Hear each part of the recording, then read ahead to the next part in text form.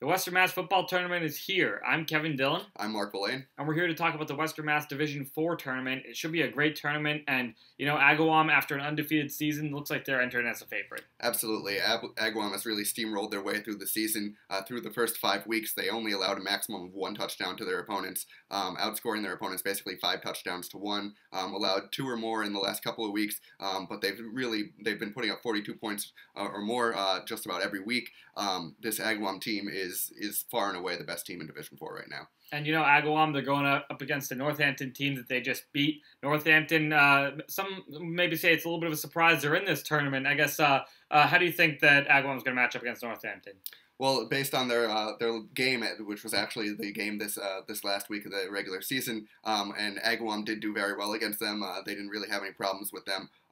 Sort of a question there. Northampton not necessarily sure that they were going to make the playoffs with Wacona team that ended up beating Pittsfield on Friday, seemingly securing that 4th spot for them. But based on strength of schedule and some other factors in the Walker system, it was actually Northampton that ends up getting that 4th spot. Well, Northampton, they've got some good playmakers on their offense, so just tell me a little bit more about them. They've got a real dynamic, sort of young backfield duo with Elijah Davis and Nicholas Smith, both really fast guys. If they can break off for some runs, which they can, if they're able to do that against Agawam, they'll be in decent shape. Agawam does have a very strong defense, though, but Elijah Davis and Nicholas Smith definitely the guys to key in on.